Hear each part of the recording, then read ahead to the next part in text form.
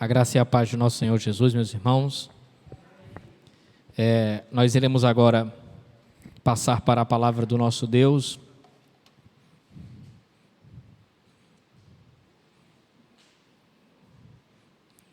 Eu quero que os irmãos se concentrem, deixe a piscina, o campo, tudo para lá. Quando sair daqui, você pode até tomar banho, se você quiser, nesse frio.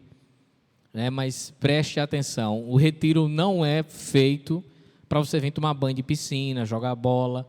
Isso aí é um bônus.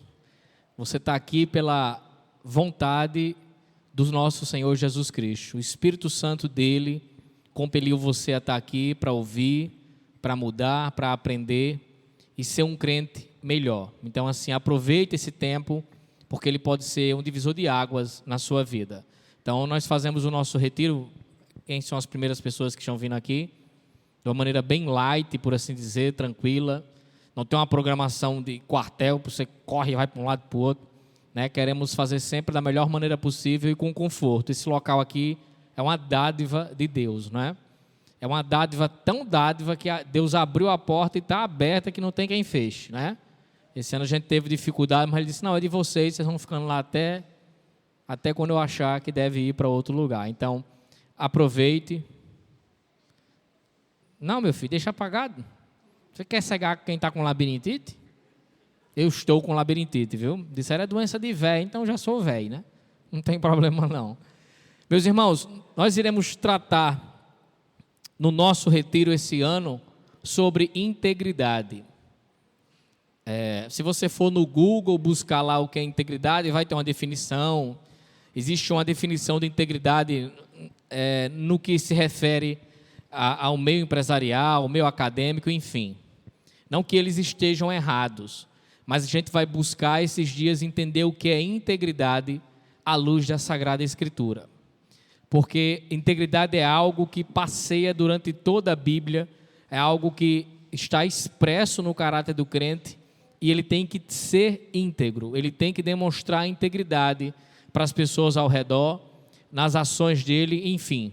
Nós iremos ver nesses 3 cultos, que iremos ter no nosso retiro, a integridade em relação ao mundo, a integridade em relação ao relacionamento com Deus e a graça de Deus, como ela promove integridade nas nossas vidas. Então, eu quero que você preste bastante atenção. O que é integridade? A gente precisa definir algumas coisas.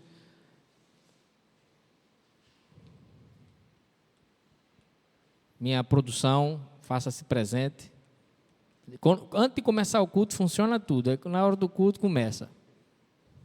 Foi você, não foi? Ah, não. Passa aí. Ah, meu amigo, de novo. Agora está valendo.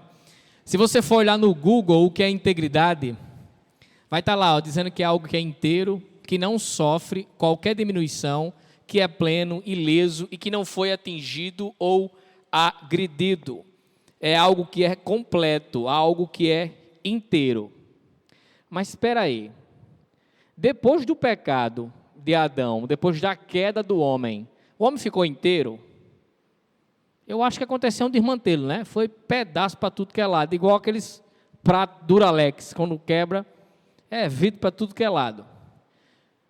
Quando Deus nos criou, éramos assim, inteiros, nosso coraçãozinho ali, ó. Com a queda ele foi rachado. Eu só botei esse racha aí porque só bastava um, mas foi um bocado, Com o advento da graça, a graça é esse esparadrapozinho aqui, ó, que veio e consertou temporariamente o nosso coração. Ele ainda não é totalmente completo, ele não é totalmente perfeito, porque somos pecadores. Só na glorificação iremos receber um coração da mesma maneira que ele foi projetado para ser feito. Então você pensa assim, peraí, se integridade é ser inteiro e o pecado quebrou o nosso coração, e mesmo depois do advento da graça ele ainda está ali remendado, integridade é alguma coisa possível? O cara está dando um nó no pingo d'água aqui, ó. Integridade é algo realmente possível? Preste atenção, Integridade não é moralismo, o moralismo ele tenta se esconder atrás de usos e costumes, é uma máscara, né? Ele não é sincero com Deus, ele quer passar para as pessoas que ele está completo, que ele é íntegro, mas nada mais, nada menos do que um simples moralismo. Integridade também não é religiosidade, nada contra quem usa terno para ir para a igreja, nada disso. Mas aqui é aquela expressão que o cara está de terno, gravata e Bíblia debaixo do braço. Ele é o quê? Ele é crente. Né? Ele pode ser quem for. Você tira a Bíblia, bota uma pasta, é um advogado. Tira a pasta, bota uma Bíblia, é crente. Né? Então, o camarada se veste como crente, fala como crente, mas não é crente. E tem uma falsa religiosidade, uma falsa espiritualidade. Ele tenta convencer as pessoas que estão ao redor e buscar os méritos, a vontade de Deus, alcançar a vontade de Deus pela sua própria força, pelos seus méritos. E isso não é integridade. Integridade é buscar pelo padrão de Deus, não através de nós mesmos, mas através de Deus. Não é a ideia da teologia coach. Não é algo estabelecido pela sociedade. O padrão de Deus você não encontra no mundo. Você não encontra, não, mas meu melhor amigo, ele é meu pai, minha mãe, não são cristãos, eles não querem o mal para você, mas eles não têm o padrão de integridade que Deus estabelece.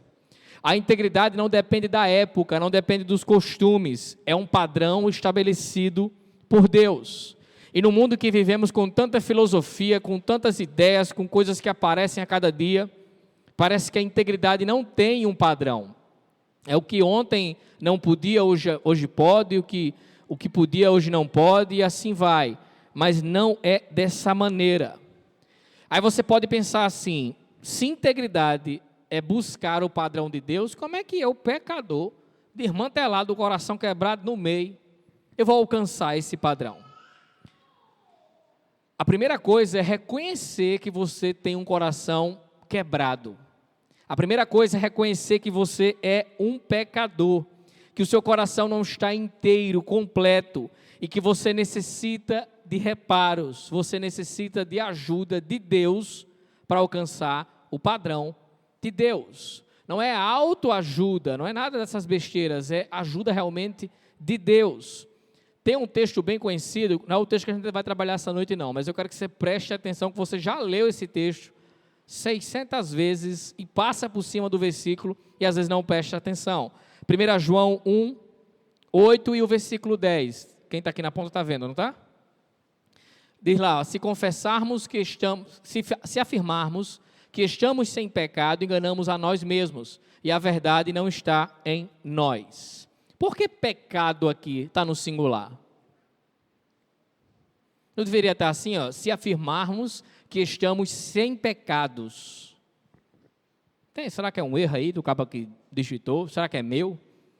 Se você olhar na sua Bíblia, está assim, sem pecado. Está no singular. Mas por que isso? Esse pecado aqui não é atos, ações, é a natureza do homem. Aquela que você veio de fábrica, que você herdou de Adão. Todos nós nascemos com um desvio de conduta, com um desvio da nossa integridade. Eu fiz alguns exames e fui diagnosticado com labirintite, né? Já falei. Quem tem labirintite anda torto meio para um lado assim. E eu sempre achei que era assim, normal mesmo andar torto, mas enfim, né? É como se nosso coração tivesse labirintite. Ele sempre vai inclinar para o que é errado, sempre vai inclinar para o que não presta. Já, 2 versículos depois, o versículo 9, né? Não, um versículo depois, se confessarmos os nossos pecados. João aqui acertou, tá vendo? Ele escreveu errado. Mas é outro versículo, ele é fiel e justo para perdoar os nossos pecados e nos purificar de toda injustiça. Aqui, o que João está tratando já é ações, os meus atos. Você tem que entender que você não é perfeito, que seu coração é caído, é pecador, e mesmo depois da graça, você necessita de Deus. Você necessita do padrão dele para a sua vida. Você necessita o que a palavra de Deus nos ensina para alcançarmos o padrão dele. E então o que se torna a integridade é estar comprometido com o padrão de Deus, reconhecer e confessar suas falhas e pecados e manter-se no caminho do que é certo, justo e bom. Você reconhece que seu coração está quebrado, você busca o padrão de Deus, se aproxima dele e diz assim, eu não presto, eu necessito do Senhor, eu não sei viver se o Senhor não me ajudar a viver, porque eu sou um pecador de nascença, eu vim do berço, eu sou inclinado para o que não presta, né? Hoje se prega ao contrário, que você presta, e Deus ama você porque você presta. Meu amigo, o nosso coração é mau, por natureza. Se Deus não trabalhar nele, se Deus não colocar aquele band-aidzinho da graça ali junto a ele, não dá certo. Então ele confessa seus pecados e mantém-se no caminho do que é certo, justo e próprio. Devemos servir e glorificar a Deus através de uma vida de integridade. Mas como servir e glorificar a Deus através de uma vida de integridade? Conservando e exercendo a nossa identidade. Se você fosse chamado para pregar em algum lugar, e alguém dissesse assim para você, eu quero que você pregue sobre integridade, eu quero que você fale do padrão do crente em relação ao mundo, como o crente deve se portar diante do mundo e mostrar que ele vive um padrão de Deus e não um padrão do mundo, para exercer, conservar e exercer a sua identidade no mundo. Que texto vinha à sua cabeça? Eu tomo um gole d'água aqui enquanto você pensa. Pensa em nenhum texto? Romanos 12, não se conformar com o mundo. É um bom texto, mas vamos procurar outro. Não vem nenhum texto na sua cabeça? Abra aí sua Bíblia em Mateus 4, Mateus 5, a partir do verso 3. Mateus 5, a partir do verso 13. Jesus aqui já tinha proferido, ou no caso ele está no meio do seu sermão da montanha, e está estabelecendo qual a identidade do crente, qual o padrão ele deve seguir e viver, e como deve ser a sua vida. Então ele chega no ponto crucial, e esse ponto fala da nossa identidade, como temos que viver de maneira íntegra e demonstrar para o mundo Cristo através do nosso viver. Achou aí?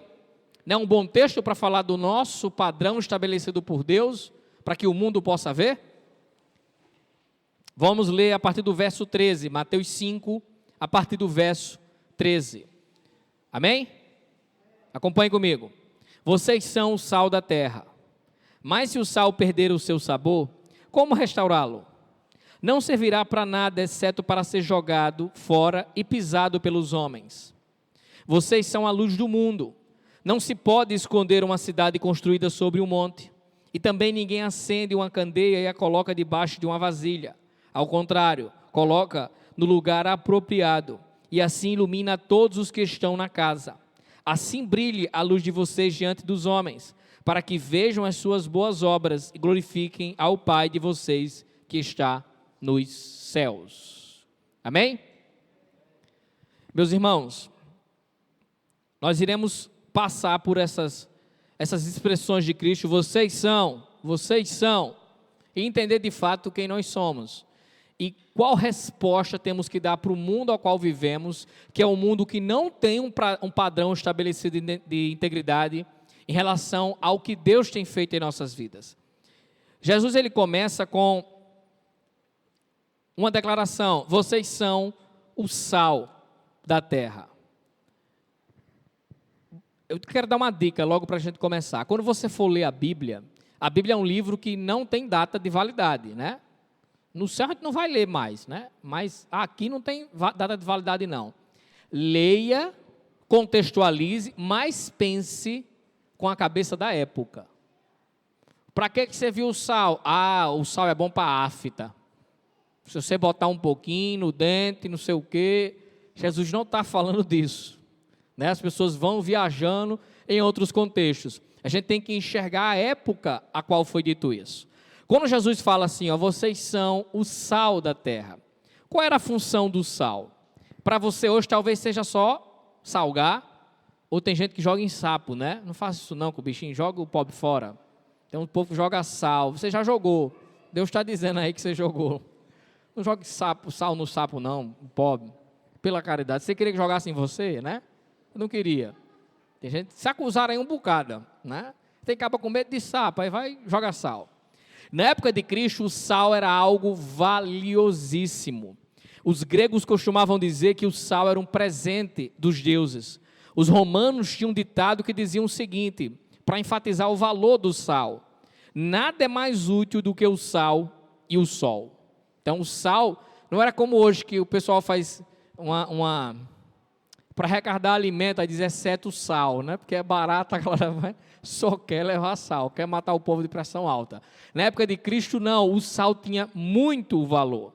O sal, nos tempos antigos, eles eram usados, até hoje é usado, mas não tanto quanto na época de Cristo. Era usado para conservar e retardar o apodrecimento dos alimentos. Quando Jesus proferiu essas palavras, não havia geladeira, né? E a mulher reclama porque a geladeira não é gelo seco. Tem que descongelar. Na época de Cristo não tinha. Usava-se o sal para conservar os alimentos, a carne em particular. Outra utilidade do sal, aqui na época de Cristo, é óbvio, era dar sabor às coisas. O sal, na quantidade correta, potencializa o sabor que as coisas têm. Você pode fazer uma experiência, pega achocolatado, tome um gole, depois bota um pouquinho de sal e tome de novo, se o gosto não fica mais forte.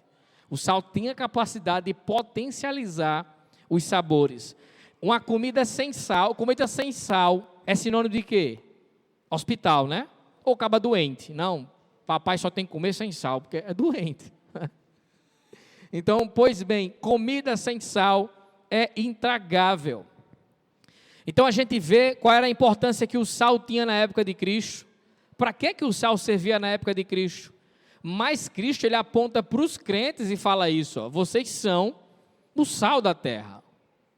O que Jesus estava querendo dizer com isso? E nós como sal, como é que isso funciona?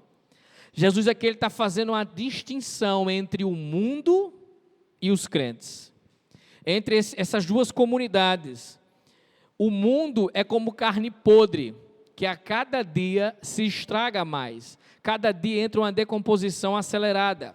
A igreja, entretanto, ela se mantém conservada.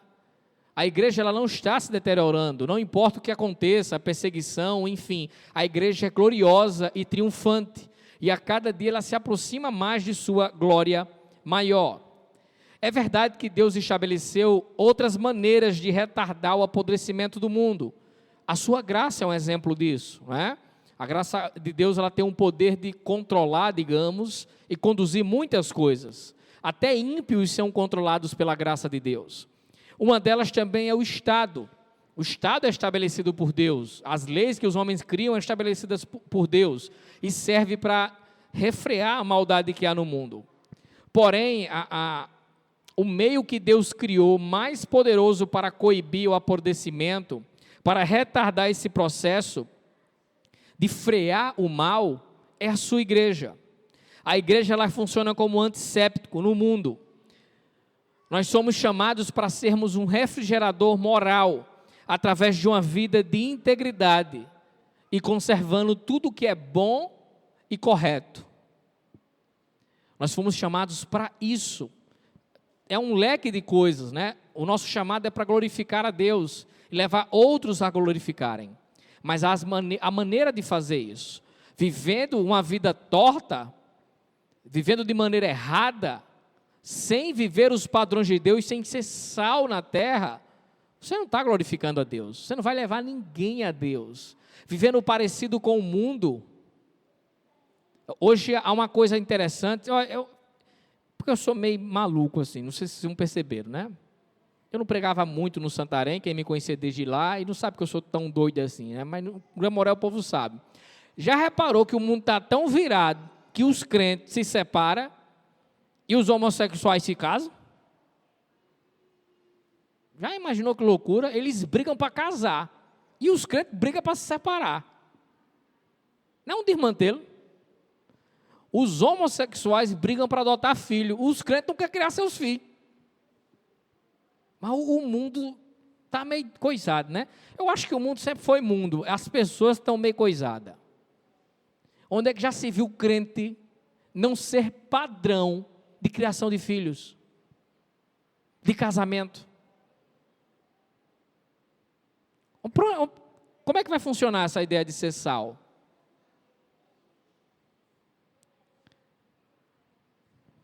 Em um mundo em que os padrões são tão baixos, se você fizer um pouquinho só, chama atenção. Uma comida sem sal, você está comendo, aí você acha um pedacinho dela que botaram um pouquinho de sal, já é diferente. Já tem um gosto diferente. Qual é a atuação do sal?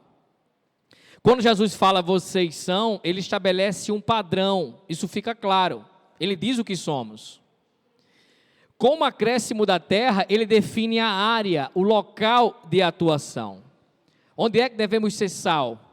Na terra, no mundo. É interessante que o sal precisa estar em contato para exercer o seu papel. Você tem que colocar sal no alimento para ele dar gosto. Ele dentro lá do potezinho dele, do saleiro, não vai dar gosto.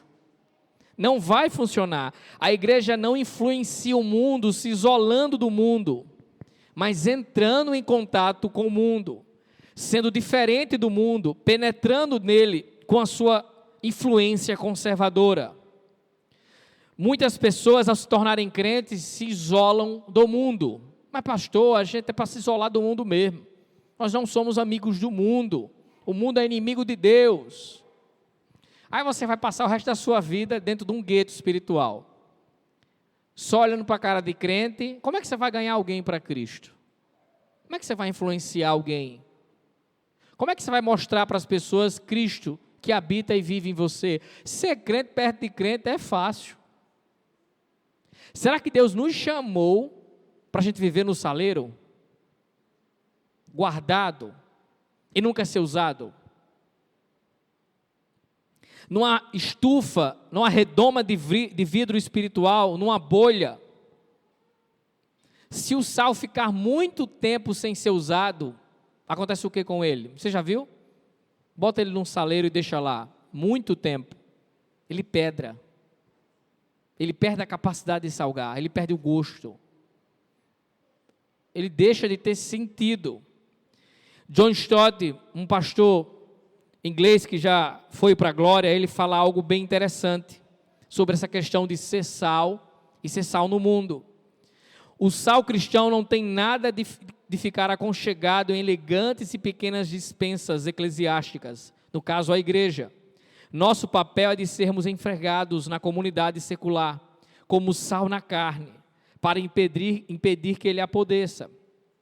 E quando a sociedade apodrece, nós os cristãos temos a tendência de levantar as mãos para os céus, piedosamente horrorizados, e reprovar o mundo não cristão. Mas não deveríamos antes reprovar nós mesmos? Ninguém pode acusar a carne fresca de deteriorar-se, ela não pode fazer nada. O ponto importante aqui é aonde está o sal. Quando a gente vê o mundo mostrar a sua face e certas coisas que nos chocam, não é? A gente fala assim, rapaz, onde é que as coisas vão parar? Que mundo perdido. A indagação não deve ser essa, a indagação deve ser assim, o que é que eu estou fazendo como sal da terra para refrear isso? Para parar esse apodrecimento? O que eu tenho influenciado as pessoas do meu trabalho, da minha própria casa, aonde eu estudo? Eu tenho exercido essa influência como sal? Ou eu estou aqui só esperando para Jesus voltar, me levar para o céu, me abençoar ricamente, mas eu vou vivendo do jeito que eu acho melhor? Você pode estar pensando assim, rapaz, eu paguei 200 e não sei quanto, para vir para cá escutar isso, que negócio sem graça. Eu esperava uma palavra mais alegre, eu esperava um negócio melhor. O que eu posso dar para você é Bíblia. O que eu posso dar para você é o que a palavra de Deus diz. Porque Ele está voltando. O tempo está passando. Ano passado eu vim sem Helena, eu já vim com Helena. Próximo ano talvez eu venha com Helena e com outra. Né? Depende só de Cida. Ela nem escutou. A vida passa muito rápido e a gente guardado no saleiro, fazendo de conta que está influenciando o mundo e as coisas passando.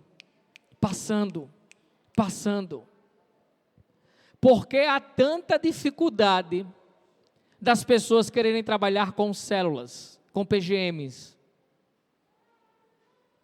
Eu sei que tem uma logística, tem muita gente que fala, eu não sei trabalhar com isso, eu não sei como é que funciona, aí é só você fazer os cursos que a igreja vai disponibilizar, ler o material, estudar, participar de célula e vai dar certo. Mas eu sei porque a maioria das pessoas não querem trabalhar, porque elas não são sal. Elas vivem escondidas em uma moralidade e uma falsa espiritualidade. Sabe que se levar o não crente para a casa dele e ver como é que funciona lá o moído, a casa cai. Acaba de dizer, rapaz, que desmantelo é esse?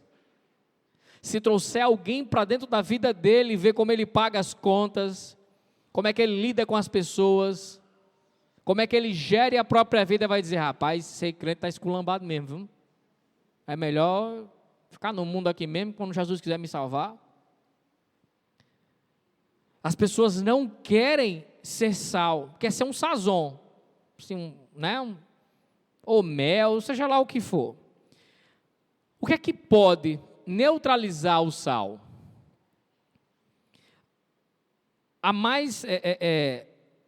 O sal, as suas características em geral, a diferença que o sal faz é quando ele é posto em um local justamente pela sua diferença. Um alimento sem sal é totalmente diferente de um alimento com sal. O sal consegue fazer a diferença quando ele é posto no local, porque ele é diferente. Seu poder está precisamente em ser diferente. Isso acontece, Jesus diz, também com seus discípulos. O poder dos discípulos estão em ser diferentes do mundo. O cristão, ele é diferente dos outros, como o sal é diferente no alimento que é colocado. Mas para o sal, que é a igreja, o povo de Deus, manter a eficácia, ele precisa manter a sua propriedade de dar sabor às coisas, ou seja, a sua capacidade de salgar. O sal, ele nunca pode perder a sua salinidade. Valdelice não está aqui ainda, vai chegar mais tarde, ela é química, ela entende mais do que eu. Mas o cloreto de sódio, que é um produto químico muito estável, ele é resistente a muitos ataques, porém ele pode ser facilmente contaminado.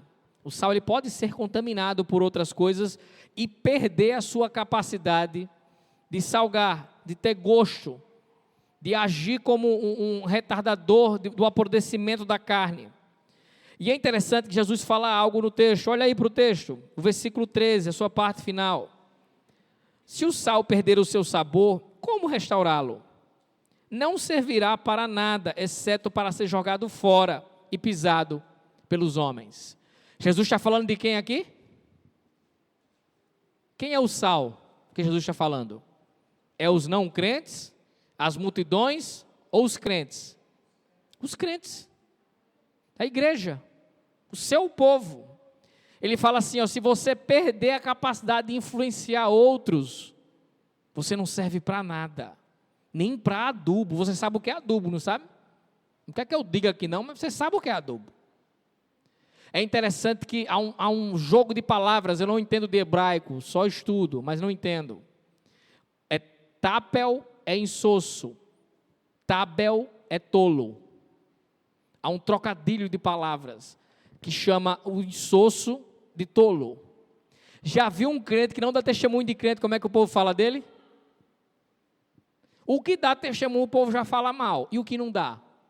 O povo diz o quê? Olha, isso é um troço, quer ser crente, mas olha como é que ele é. Isso é um sem vergonha, ou seja, é um tolo, é um insosso. Ele perdeu a capacidade de influenciar.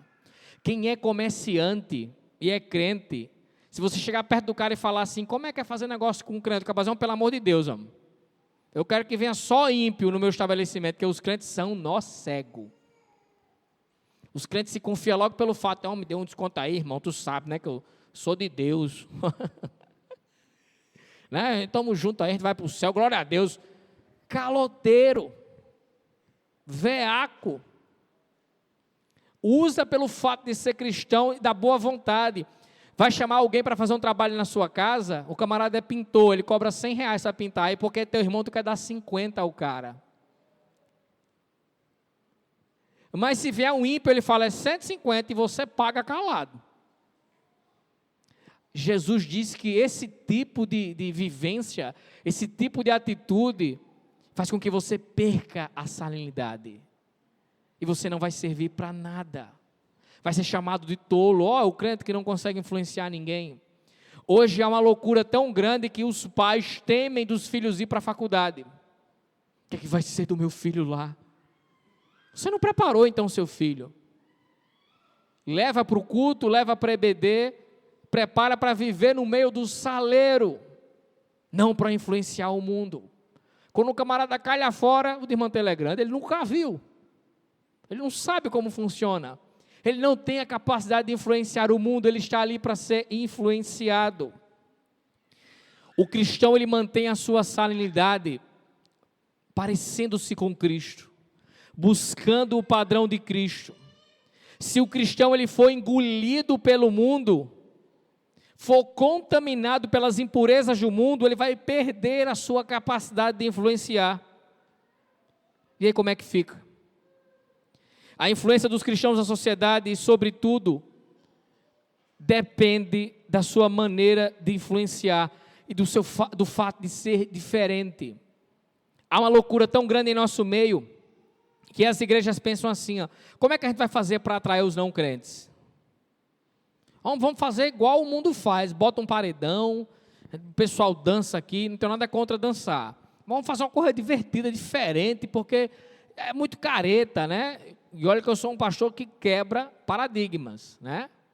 Presta atenção, mas o cara quer escancarar de vez, me faz um negócio aqui massa e tal, e fica massa, para atrair o mundo, porque o mundo, já ouviu uma frase que os opostos se atraem? Sabe como é que a igreja atrai o mundo? Sendo diferente do mundo, oferecendo o que no mundo não tem, no que no mundo não se acha.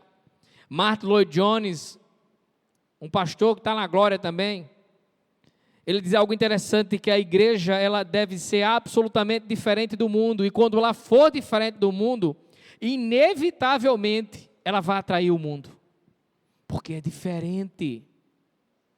Mas se o camarada está lá fora no mundo, vem conviver no meio da igreja, e é a mesma coisa, que diferença faz ele estar no mundo ou estar na igreja? Tem que haver sal em nossas vidas. Jesus Cristo não disse que seríamos. Jesus não disse assim, um dia vocês vão ser. Isso não é para amanhã, isso é para agora. Ser sal, ter uma vida íntegra.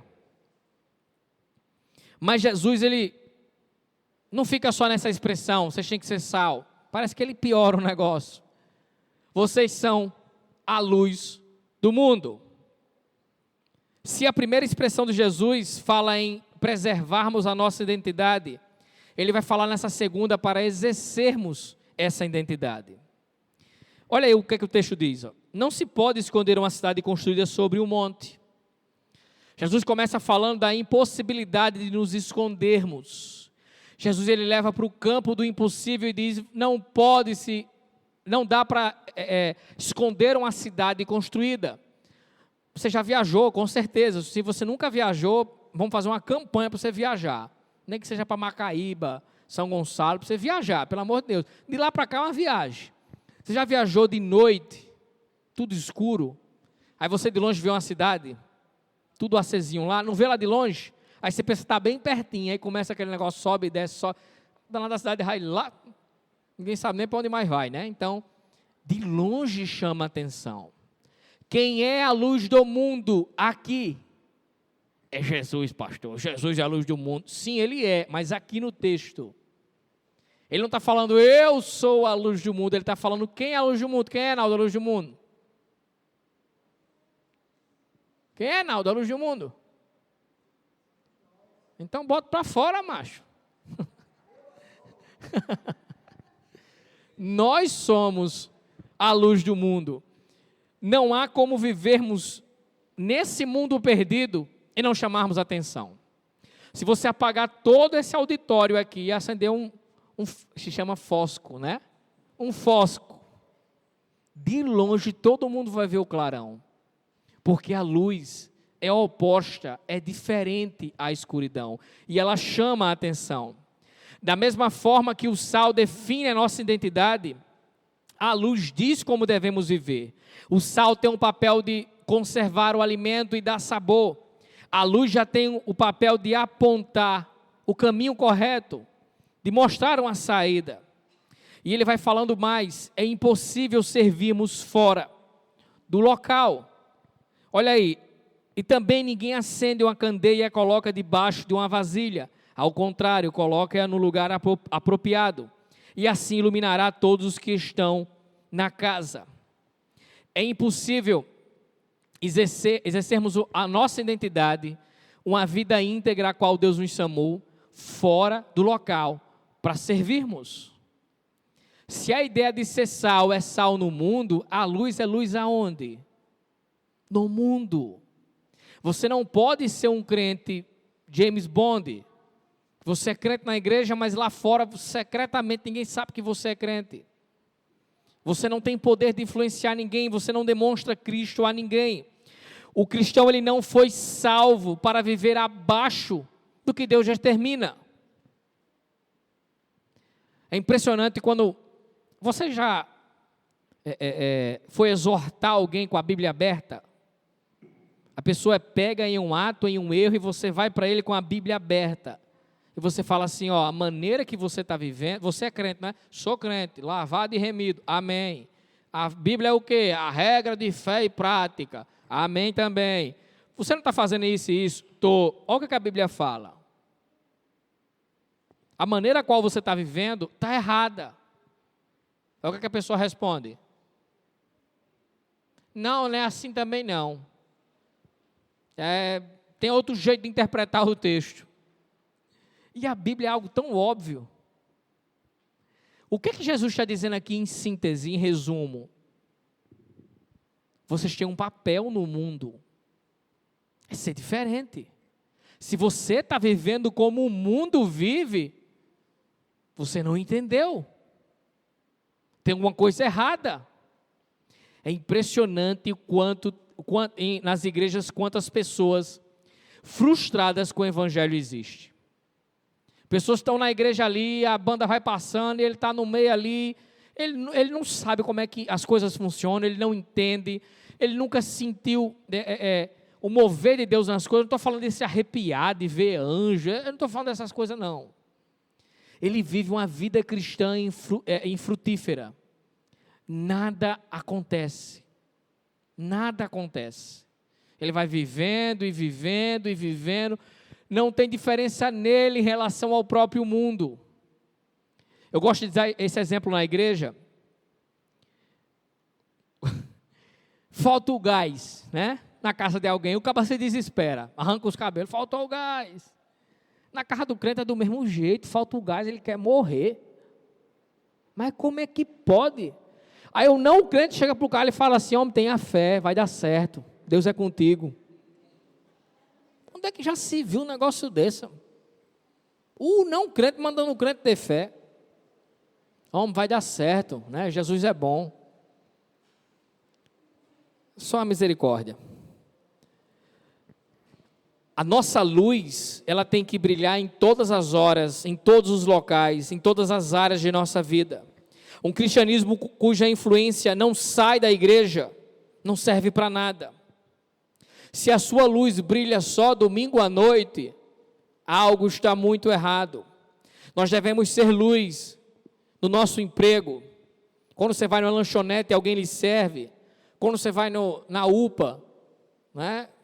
Trabalha com saúde, sabe, né? O funcionário público, a maioria trabalha sem muita vontade, né? Aí você vai lá, fica macho, quer quebrar tudo. Calma, você é luz do mundo, né? Você é crente. No restaurante, se você tem algum empregado, se você trabalha para alguém em relação ao seu patrão, o cristão ele deve ser luz na fábrica, na oficina, no laboratório, na universidade, no casamento, nas suas relações familiares. Jesus não disse, vocês são luz na igreja. Ele disse, vocês são luz no mundo. Isso significa que aqueles que afirmam estarem em Cristo e Cristo neles, devem tornar isso visível para o mundo. Pois só exercendo a nossa identidade que teremos uma vida de integridade. E é impossível essa luz não brilhar. Se você fizer como Deus recomenda, fizer como a palavra fala, não tem como a luz não brilhar. E por quê? Não tem como essa luz não brilhar. Olha o final do texto. Assim brilhe a luz de vocês diante dos homens, para que vejam as suas boas obras e glorifiquem ao Pai de vocês, que está nos céus. É fácil. Essa luz que Jesus disse, que nós somos a luz do mundo, essa luz que brilha em nós, não é nossa. Assim como a lua não produz luz própria, depende do sol, o crente não tem luz própria. Não vem de você, não emana de você as boas ações. As boas atitudes emana do nosso Senhor Jesus Cristo, do seu Santo Espírito. Assim, quando o mundo vir você se portar da maneira correta, vir as suas boas obras, olha o que é que Jesus diz: quem será glorificado? É o Pai que está nos céus. A pessoa vai olhar e dizer assim, rapaz, fulaninho ele é diferente. Fulaninho fez isso e isso, fulaninho agiu dessa maneira. Por que será? Não, porque ele é crente, rapaz, o cabo é crente mesmo. Só sendo crente para fazer isso, só sendo crente para agir dessa maneira. É inevitável. Jesus fala que não há como esconder. É impossível esconder. Então, na hora em que deixamos essa luz brilhar, nós somos os ofuscados. E Cristo passa a ficar no centro. Os holofotes passam a ser direcionados para Cristo. E então Ele é visto. Quando nossas boas obras são vistas, Deus é visto. E o mundo enxerga não porque somos bons, não que há algo bom em nós, não que merecemos aplausos, mas enxerga Cristo em nossas vidas. Estamos fazendo que a luz de Cristo emane. O salmista no Salmo 118, versículo 27, diz que o Senhor é Deus, e Ele fez resplandecer sobre nós a sua luz. O cristão, ele recebe essa luz, que não é dele para brilhar em relação ao mundo, para fazer com que o mundo veja que há uma saída, há uma esperança, e essa esperança é Cristo. Assim como o farol, assim como as luzes em uma pista de pouso, em que o avião seguia por aquelas luzes para poder pousar.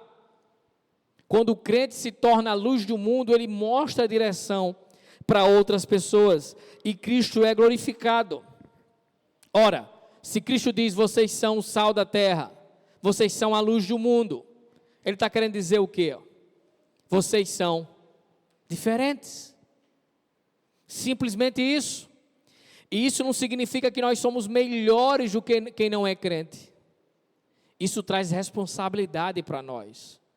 Porque você está sendo assistido pelo nosso Senhor Jesus Cristo, por Deus, pelo seu Santo Espírito, e assim como diz em Hebreus 12, pela sua igreja. A igreja assiste a igreja. Há uma grande responsabilidade sobre nós. O ministério de Cristo, ele foi passado para a igreja. Você representa Cristo na terra.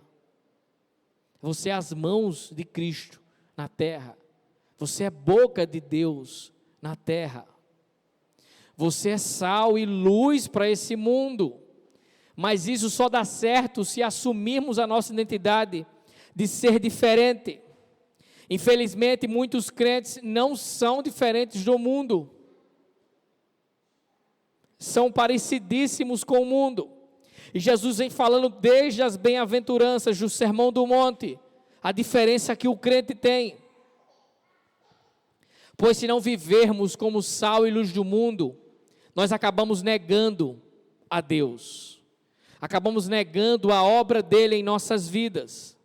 E temos que aceitar essa responsabilidade. Preste atenção. E eu termino. Quando Jesus fala, vocês são o sal e a luz do mundo, a expressão que ele está usando aqui, a ideia que traz é, vocês e somente vocês são o sal e a luz do mundo. O que quer dizer? É uma responsabilidade intransferível dada para a igreja, de ser diferente. Você já reparou que a gente costuma separar as coisas na igreja? Existe um pessoal que evangeliza, tem um pessoal que discipula, tem um pessoal que prega. Eu não estou falando de dons, de atividades na igreja, eu estou falando de exercer papel de crente. Ah, se fulaninho tivesse aqui, ele tem uma palavra tão boa, ele diria algo. Ah, ciclano sabe ler a Bíblia tão bem. Você é alfabetizado, você sabe ler também. Você viu como a gente separa as coisas na nossa cabeça? Parece que a um foi dado uma propriedade maior de ser sal e de ser luz. Um é holofote, o outro é aquela luzinha de pisca-pisca que fica piscando, né, direto. Um é um pacotão de sal grande, aquele sal grosso. O outro, coitado, é um sal que já perdeu o sabor. É quase um sazon, na verdade. Não existe isso. Jesus está colocando todo mundo dentro do mesmo pacote de sal. E todo mundo na mesma lâmpada. Vocês são sal e luz para o mundo. E essa nossa responsabilidade é dupla. Porque o sal é como se fosse algo negativo. Quando ele entra em contato com a carne, ele refreia a própria vontade dessa carne. Mas a luz, no caso, torna-se uma ação boa, porque ela mostra a direção correta. Deus, então, deu essa responsabilidade dupla para a igreja, de ser sal, de colocar o sal na ferida. Nós não somos mel para o mundo, mas sal para o mundo.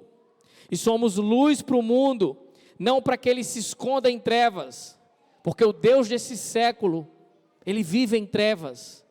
A Bíblia diz que ele cegou o entendimento dos homens, e os homens vivem nas trevas, tropeçam nas trevas, e vão habitar nas trevas para todo sempre. Mas Deus escolheu a igreja para ser diferente.